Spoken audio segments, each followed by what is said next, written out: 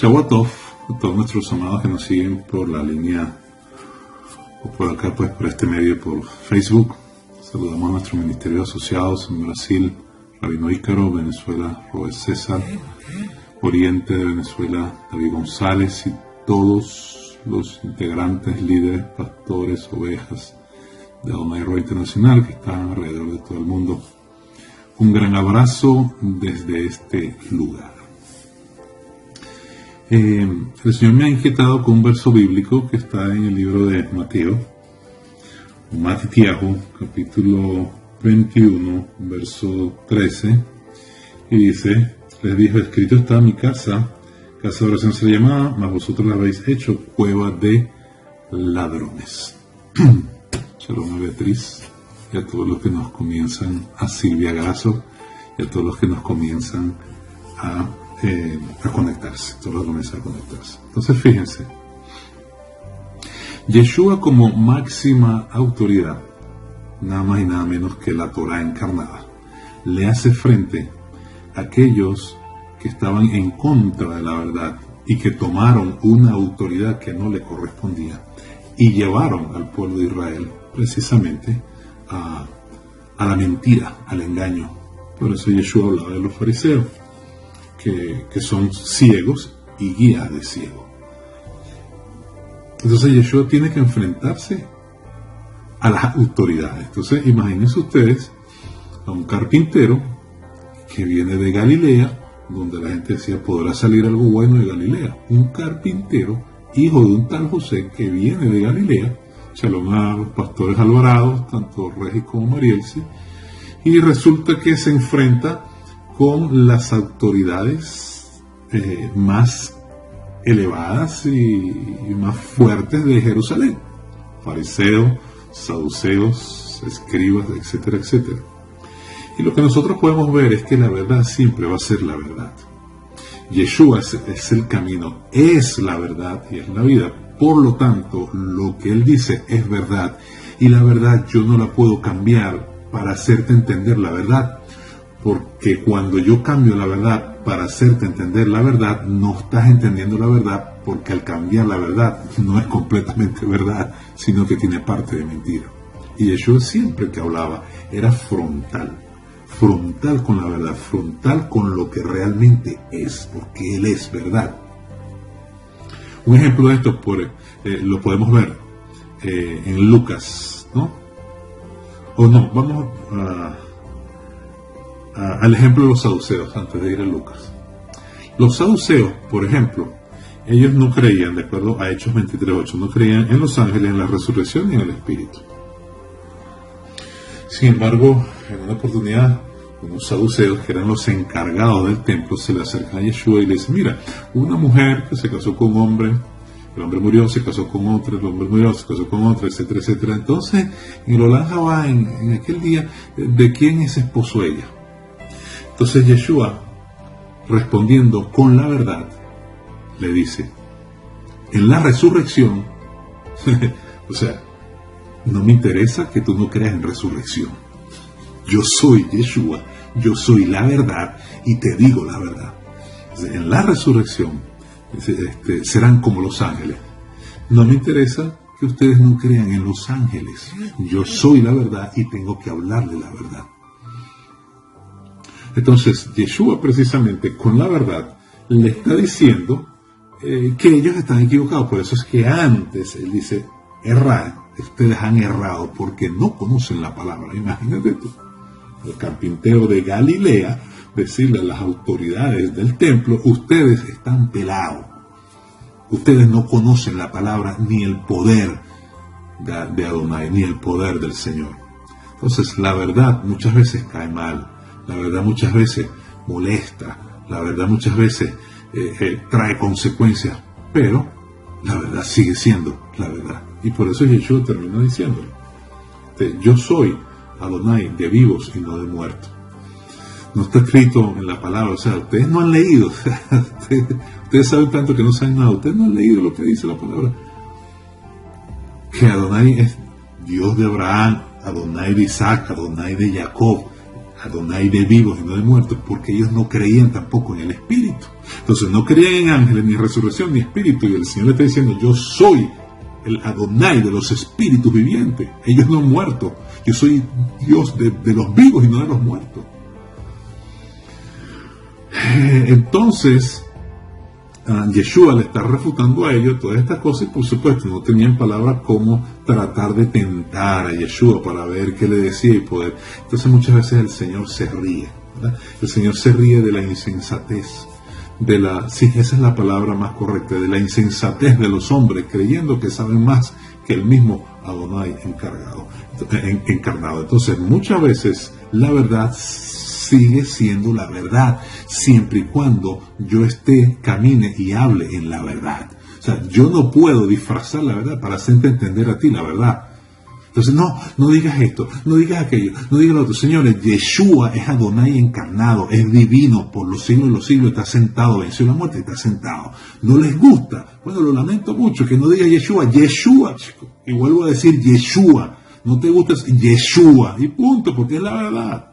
Yo no puedo, que Adonai, no, Yeshua. Porque Yeshua es Yeshua. Y su nombre tiene poder en los aires, su nombre tiene poder en la atmósfera, su nombre, aleluya, es exaltado por los siglos de los siglos. Ante estas autoridades, Yeshua entonces tiene que enfrentarse. Y por eso era que tenían tanta rabia muchas veces que querían matarlo. Y yo quiero hablarle, por favor, para que me entiendan, y no se levante ese antisemitismo, que los suyos vino y los suyos no lo recibieron. Sí, él vino lo suyo y los suyos no lo recibieron, pero ¿quiénes eran los suyos?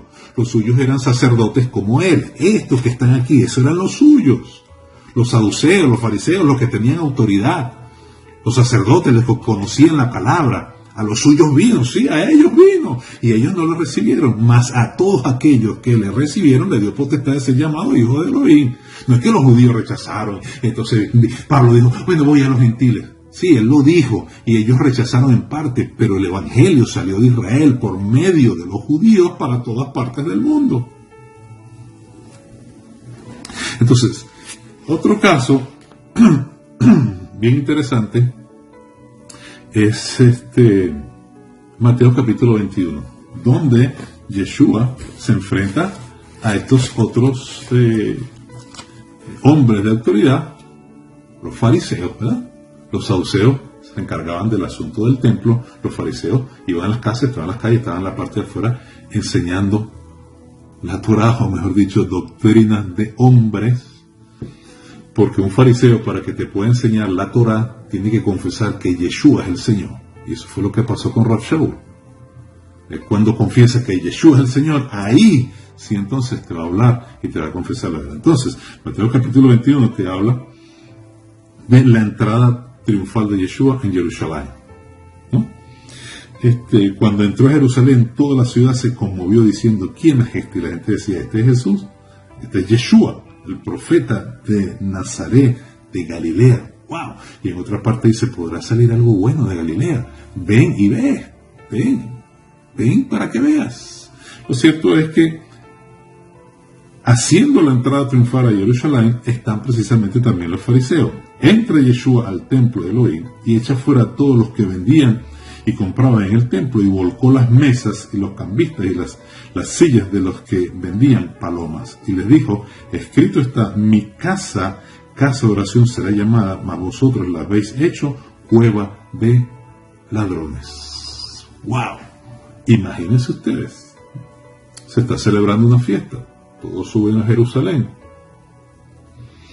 y resulta que un carpintero dice que esa es su casa. Por eso es que uno le pregunta, bueno, le hace referencia al templo y yo le dice, en 3 días lo reedifico. En 46 años se hizo esta casa y tú vas a decir que en 3 días.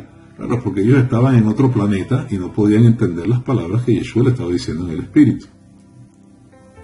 Entonces, un carpintero, hijo de un tal José, y para completar, de Galilea, de donde no salía nada bueno, entre comillas, viene y dice, esta es mi casa. ¡Wow! ¿Qué le pasó a este? Este no es el carpintero, ahora está diciendo que esta es su casa. Y está diciendo que es su casa, y volca entonces las mesas porque vendían los cambistas, las sillas, las palomas que vendían y todas estas cosas. ¿Por qué? Porque eso era un monopolio precisamente que tenían los sacerdotes del templo. Entonces tenían que cambiar la moneda porque la moneda tenía la cara de César, y bueno, ellos tenían la moneda que era apta para eso, por sus mismas leyes. Entonces tenía que cambiar la que tenía la cara de César por la moneda que ellos le daban. Por eso es que son los cambistas, ¿no?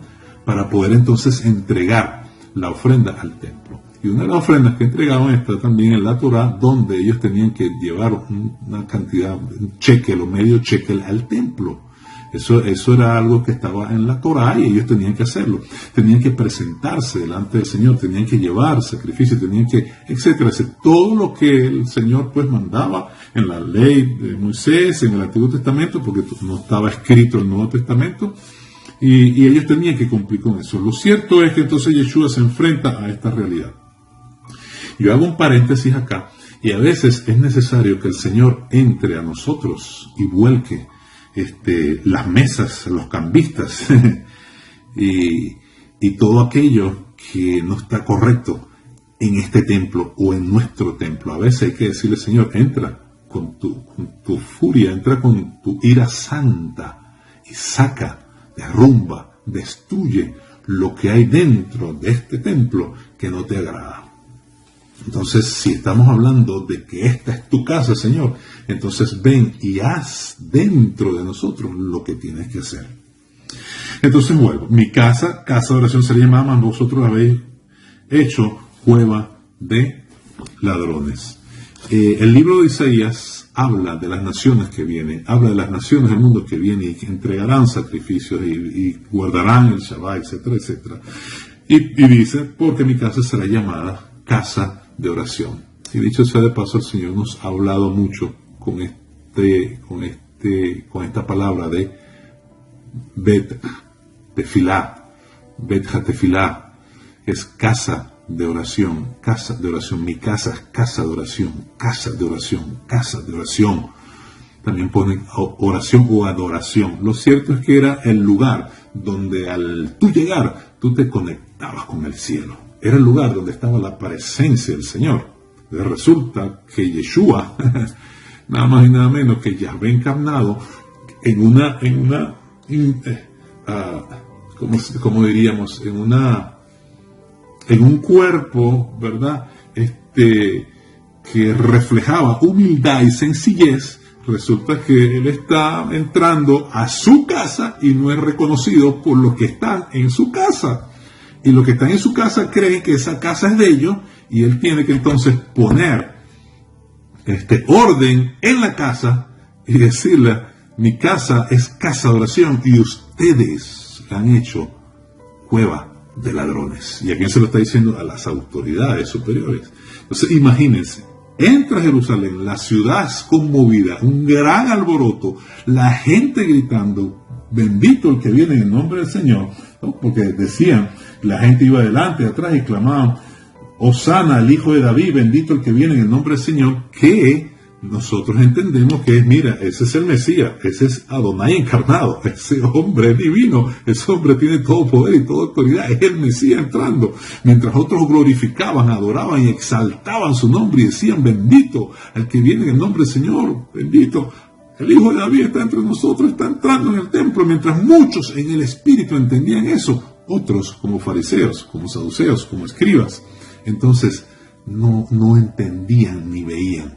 No porque Israel, vuelvo y repito, no, a los suyos vino, a los suyos no. Bueno, a los suyos vino, ¿a quiénes? Repito, a los sacerdotes del templo, porque él era un sacerdote también. Mas a todos aquellos, los que le recibieron, les dio potestad. ¿A quiénes le recibieron?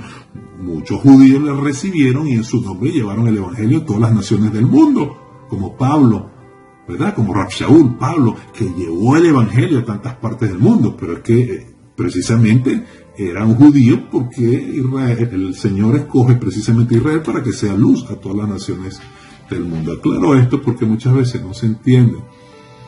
Y debemos estar claros que Yeshua vino a morir y a derramar su sangre para limpiarnos de todo pecado y levantarse en gloria para así interceder por nosotros hasta la segunda venida, cuando seamos entonces todos transformados y estemos en su presencia por los siglos de los siglos. Entonces, en la casa del Señor hay un desorden y Él tiene que poner autoridad.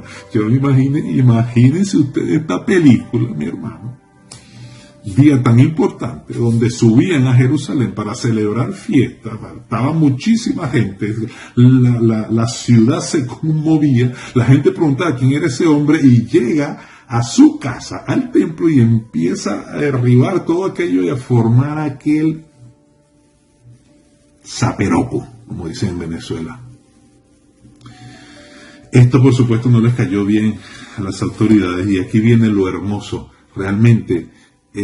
Por eso, en Lucas capítulo 14, 21, el Señor invita para que vengan a su mesa, le dice, mira, anda, invítalos a esta boda, invítalos a la fiesta. Y entonces vienen, mira, no, está muy ocupado, uno me dice esto, aquello, otro. Entonces dice, sal, ve a los calles, los caminos, los vallados, fuérzalos a entrar, para que se llene mi casa.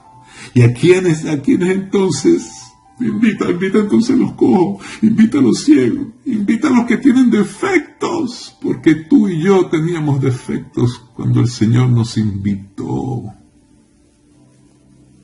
Y en su presencia, en su gracia, en su misericordia, Él nos cubre.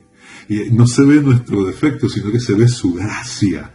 Y el Padre entonces se alegra en nosotros porque su sangre nos limpia de todo pecado y nos quita, desaparece ese defecto que tipifica esa falla o esa falta delante del Señor. Entonces el Señor le está diciendo, anda a ellos y fuérzalos a entrar, porque yo quiero que mi casa esté llena. Entonces, casa de oración será llamada, escuche, casa de oración, y vosotros la habéis cometido cueva de ladrones. Entonces, Jeremías, por ejemplo, capítulo 7, el Señor, cuando está hablando con ellos, le está citando la Torá, judío con judío, se está citando la Torá. El Nuevo Testamento no estaba escrito, le está hablando la Torá, Jeremías. Y miren lo que entonces habla Jeremías, el capítulo 7, Jeremías capítulo 7, allí el Señor, por medio del profeta, está entonces corrigiendo al pueblo, y dice, palabra del Eterno, que vino Jeremías diciendo, ponte a la puerta de la casa de Adonai, mi casa, dice el Señor. Oí palabra del Eterno, los de Judá, entréis por estas puertas para adorar al Señor. Así ha dicho Adonai de los ejércitos, Adonai de Israel, mejorad vuestros caminos y vuestras obras, y os haré morar en este lugar. Quiere decir que aunque estaban, no estaban. Entonces los fariseos, aunque estaban, no estaban. ¿Por qué? Porque el Señor no está juzgando de acuerdo a lo exterior, sino de acuerdo a lo interior. Y de acuerdo al interior le está diciendo, ustedes han convertido mi casa en una cueva de ladrones. ¿Qué significa cueva de ladrones? Es lo que entonces Jeremías está hablando acá por medio del Espíritu.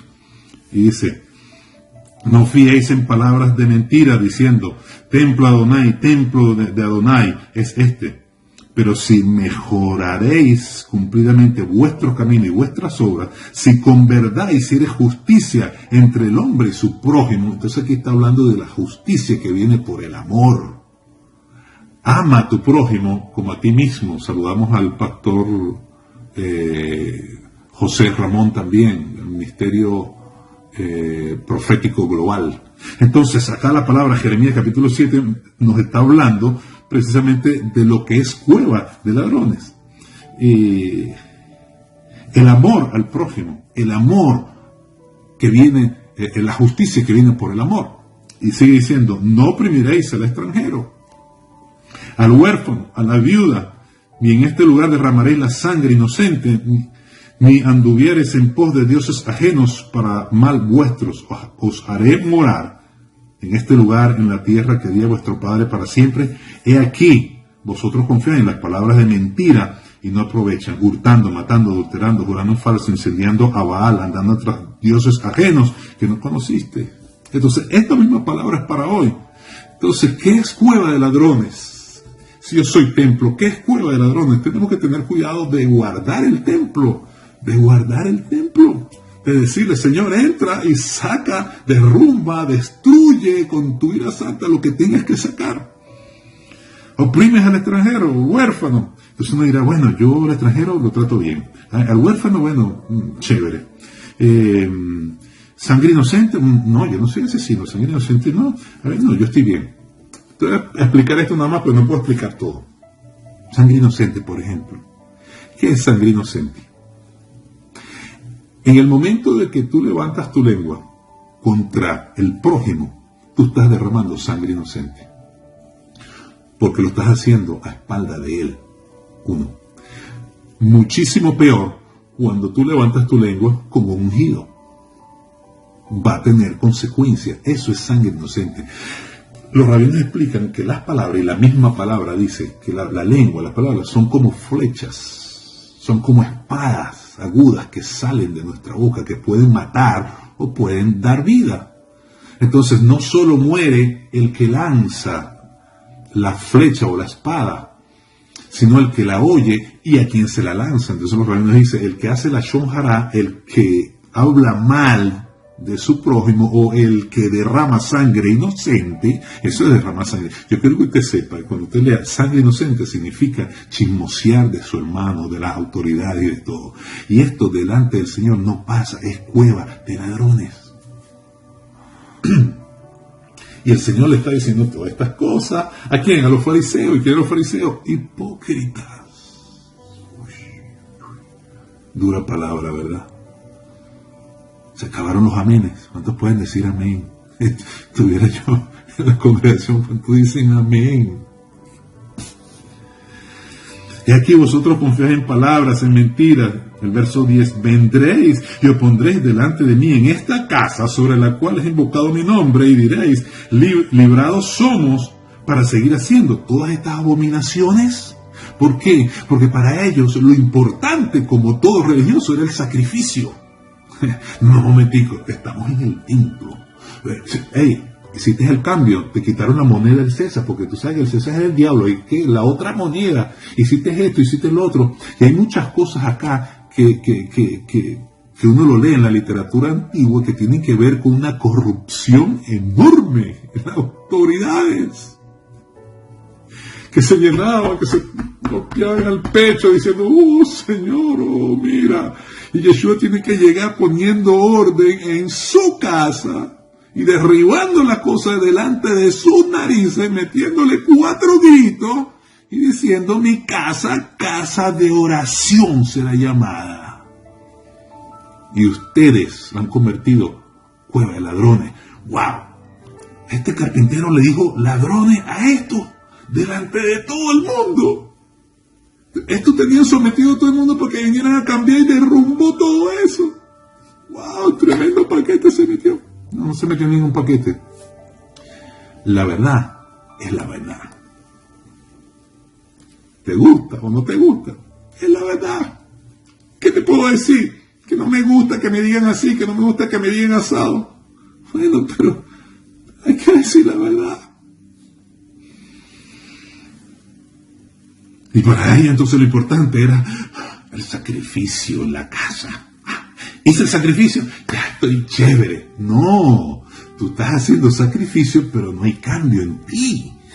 Estás haciendo sacrificio, pero sigue derramando sangre inocente, sigue despellejando a tus hermanos y a los líderes y a quien sea. Y tú no entiendes que eso es grave delante del Señor. Tú no entiendes que eso no se debe hacer. Porque el orgullo cierra tus oídos y no oyes la palabra. Entonces, ustedes creen que se van a poner en este lugar, van a hacer el sacrificio, lo van a llevar y ya todo está listo para seguir haciendo sus abominaciones. Y muchas veces la gente cree que, no, bueno, yo voy a la congregación, yo voy, tú sabes. El asunto no es que vayas, aunque tienes que ir. El asunto es el cambio y la transformación que hace el dueño de la casa en mí, porque yo soy casa del Dios viviente. El asunto es que hay que decirle, Señor, entra a estos lugares. Y si tú ves cosas raras, derrumba lo que tengas que derrumbar. Y sigue diciendo, Vendréis, pondréis delante de mí en esta casa, se lo que han invocado mi nombre, y diré, librados somos para seguir haciendo todas estas abominaciones. Y entonces dice, es cueva de ladrones. Eso era lo que Yeshua le estaba diciendo a los saduceos. El Nuevo Testamento no estaba escrito. Y como ellos tenían que saber de memoria la Torá, cuando Yeshua le dice cueva de ladrones, ¡pum!, lo lleva entonces a Jeremías capítulo 7. Aunque en la Torá no están los capítulos, pero lo lleva a este acontecimiento, y como saduceo, que entendían la palabra, como escribas, como sabios de la ley, está diciendo, oye, mira lo que nos está diciendo derriba las mesas, nos grita y nos está diciendo que nosotros somos unos, que estamos en abominación. Porque la verdad siempre va a ser la verdad. ¿Te gustó? ¿No te gustó? Pero es la verdad. Saduceo, ¿quiere que le responda? Le voy a responder con lo que ustedes no creen. Y la respuesta es ángeles, resurrección y espíritu. ¿Les gustó? ¿No les gustó? Pero es la verdad. Y nosotros seremos juzgados en base a la verdad. Cueva de ladrones delante de vuestros ojos. Esta casa sobre la cual has invocado mi nombre. He aquí también yo veo. Esto dice el Señor más adelante. Sigue hablando con respecto. El verso 15 dice: os echaré de mi presencia como eché a todos vuestros hermanos, generación, a toda la generación de Efraín. Dice: los echaré de mi presencia. Los echaré de mi presencia. Esto es duro. Porque muchas veces pensamos que la religiosidad está por encima del Señor, de su palabra y del cambio que debe haber en mí. Y yo no puedo disfrazarme de santo. Yo tengo que ser sincero delante del Señor para que Él pueda entrar a la casa y pueda sacar y derribar lo que tiene que derribar. No es a ti que te está tumbando, es a lo que está dentro de ti, que no debe estar allí. Porque somos templo del Espíritu del Señor. Y es esto entonces lo que está diciendo el Señor. Por ejemplo, el rabino Pinhead, con respecto a esta palabra, él da su comentario y dice: vosotros la habéis hecho cueva de ladrones. Y dice: Adonai, o Dios, estaba llamando al pueblo a la reconciliación. La verdadera adoración del templo es cuando mi corazón está contrito y humillado y yo realmente acepto las condiciones que mi padre, que el dueño de la casa pone. Dice: la gente vivía vidas desordenadas y luego pensaban que por su sacrificio en el templo compensarían su desobediencia y su actitud. Y esto es lo que le está diciendo. Hey, no, esto no es así. Yo tengo que venir a poner orden.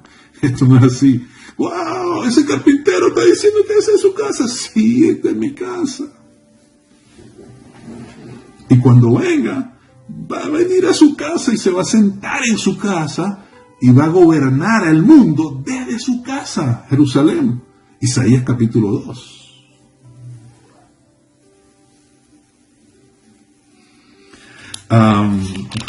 Hay algo bien bonito y con esto finalizo. Que es que más adelante, después que hay este zafarrancho de esta situación con Yeshua, hay dos acontecimientos que están señalando que Él es el Mesías y que Él merece la adoración y el cántico que los niños le estaban diciendo. Porque en esta situación resulta que el pueblo retumba. El pueblo tiembla por este hombre. ¿Quién es este? La ciudad se conmovió, dice la Escritura. Este es Yeshua, el profeta de Nazaret de Galilea. Y gritos, Hosana, bendito el que viene en el nombre del Señor, el Hijo de David. Ahí este zafarrancho, pero resulta que los niños siguen cantando. Por eso es que más adelante dice: vinieron, bueno, voy a ir en orden. Ahorita le hablo de los niños, pero voy a hablar entonces de este primer punto y paso a los niños. Parece que me emocioné, pero sigue diciendo acá: lo habéis hecho cueva de ladrones. Y vinieron a él. Vinieron a él. Interesante. ¿Dónde estaba él? En su casa. Vinieron a mi casa, dice el Señor. Por eso, aquí la Escritura dice, fórzalos a entrar. Fórzalos a entrar para que se llene mi casa. No oyeron. Fórzalos a entrar. No importa que estén ciegos y que estén cojos. Y la situación acá es que justamente vinieron al templo ciegos y cojos y los sanó. El punto es que los ciegos y los cojos no podían estar allí. No podían estar allí por su defecto físico, o no debían estar allí por su defecto físico, de acuerdo a los hombres, no de acuerdo al Señor. Por eso es que David, por inspiración divina, él dice, quiero hacer misericordia. Bueno, ahí está Menfibosé, que es lisiado de los pies, dígale que venga, llámenlo. Y entonces, y dice la Escritura que Menfibosé comía en el palacio, se sentaba a la mesa con el rey, porque la intención de Yeshua no es que el que tenga defecto sea, al contrario, que sea sano y que se siente a la mesa a comer con él. Y esto le molestó muchísimo a los fariseos, que ellos tengan sus leyes, tengan sus cuestiones de que no podían entrar y que viniera y él lo sanara delante de sus ojos. Entonces, ya, momentico, espérate, este hombre está sanando, está haciendo que vean. Cuando la misma palabra en el libro de Isaías dice que el Señor haría sanidad para que lo vieran en ese lugar en el templo. Entonces, Yeshua estaba cumpliendo la Torá cuando sana gente en el templo para que vean a Dios en carne en el templo. Esto les molestó a los saduceos, esto les molestó a los fariseos, esto les molestó porque no entendían. Aunque llegara el momento que van a entender. Entonces, número 1, hace estos milagros. Yo tengo por aquí, por ejemplo, voy a leer rápido esto. Todos debían presentarse delante del Señor, de acuerdo a Éxodo capítulo 23, verso 14. Todos los de la congregación tenían que presentarse delante del Señor. Por ejemplo, en la sociedad del Qumran, dice el rabino Tinhak, el cojo, el ciego, estaban excluidos del banquete mesiánico, y sigue diciendo, ningún hombre con discapacidad física, lisiada de piernas, de manos, cojo, ciego, sordo, mudo o con imperfección visible en su carne podía entrar para tomar lugar en la congregación. Esto está en los rollos del mar muerto, etcétera, etcétera. Esto lo está hablando pues el rabino Tinhak en su libro Mateo. Algo así pasó en 2 de Samuel, capítulo 5, versos 6, 8, donde David va a luchar para tomar la fortaleza de Sión, y los jebuseos dicen, en forma irónica, mira, aquí están los cojos y los ciegos, y no te dejarán entrar a la fortaleza. David entonces dice, bueno, nosotros vamos primero por los cojos y los ciegos, esos son los primeros que nos vamos a echar el pico. Entonces David utiliza estas palabras, ¿verdad? Y hace la guerra justamente contra los ciegos y los cojos, y dice en la casa debían ser excluidos del culto del templo estos ciegos y cojos, que se refería a los jebuseos. No es por el hecho de estar ciegos y cojos, sino por el hecho de ser jebuseos. Eran extranjeros, eran extraños, porque tenían otros dioses y no podían estar en ese lugar. Entonces Yeshua demostró con milagros la vista a los ciegos. El servicio del templo sería restaurando, exaltando la presencia de Dios allí. Isaías 49 dice, ved aquí al Dios vuestro, al Elohim vuestro, al Señor vuestro. Ahora, lo otro que es los niños cantando. Entonces imagínense todo esto, todo este zaperoco, todo el mundo viendo todo este espectáculo. ¡Wow! Toda la película, llegó este hombre y le cayó cacheta. Digo en palabras. Le rebatió públicamente, Y ahora esto, el último argumento que tenía es, los niños están cantando. Eso la Escritura dice aquí.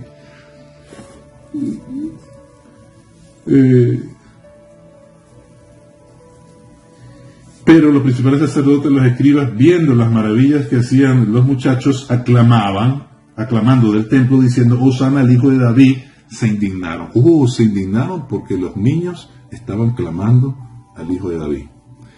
Es decir, los niños estaban haciendo lo que ustedes no hicieron. Es decir, los niños tenían más discernimiento que el discernimiento de ustedes. Por eso Yeshua anteriormente decía, dejar a los niños venir a mí porque de los tales es el reino de los cielos. Entonces, el hecho de que los niños siguieran cantando, Hosana, el hijo de David, bendito el que viene en el nombre del Señor, Hosana, el hijo de David, bendito el que viene en el nombre del Señor, Hosana, el hijo de David, bendito. Entonces yo, en aquella situación, mira, ¿por qué esto te están cantando a ti? Eso es lo que está diciendo, mándalos a callar, porque tú no mereces que te canten eso. Y Yeshua le dice, no está escrito, ustedes no han leído. Le dijeron, y Jesús le dijo, ¿nunca oíste de la boca de los niños y de los que maman, perfeccionaste la alabanza? Ahí lo que está diciendo es, de la boca de los niños y de los que maman, hiciste pura la alabanza en ese lugar, porque la alabanza que estaban dando ellos por medio de su tracalería en el templo, no la estaba recibiendo Dios, no la estaba recibiendo el Señor, sino que más bien lo habían hecho una cueva de ladrones. Entonces Yeshua saca y sigue la adoración de los niños y Él la recibe como Adonai encarnado. Pues nosotros entonces vemos el capítulo 8 de los Salmos, que a esa representación de esos niños le están cantando es al Señor. Él está tomando el lugar del Señor. Por eso es que los fariseos querían que Él mandara a callar a los niños. Y Yeshua le dijo, no, esta adoración me pertenece a mí, aleluya. Yo soy el dueño de esta casa. ¿No oíste que está escrito de la boca de los niños? Porque los niños también estaban un poquito, tú sabes. Los cojos, tú sabes.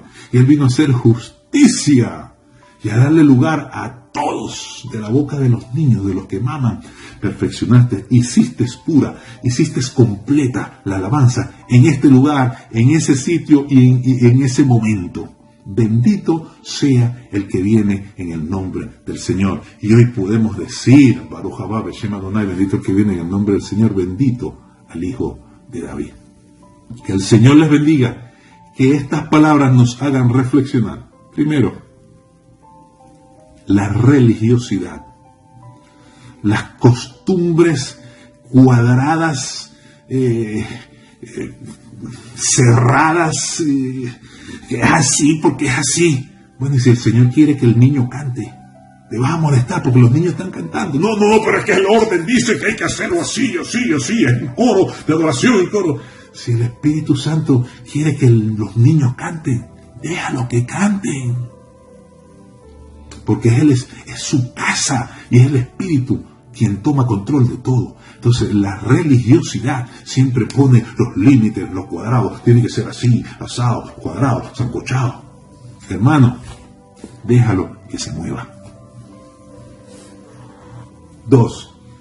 El lugar, la casa del Señor, como bien lo hizo Él, es su casa, por lo tanto Él es que manda, y debemos tener completa humildad para abrir nuestro corazón y decirle, Señor, entra, y si hay algo allí que no va contigo, entra con tu ira santa y sácalo, porque tu casa, que somos nosotros, será llamada casa de oración para todos los pueblos. Meditemos en estas palabras y pidámosle al Señor ayuda para que siempre podamos ser casa de oración y no cueva de ladrones.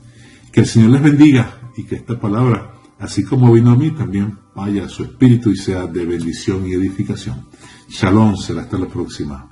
Bendiciones.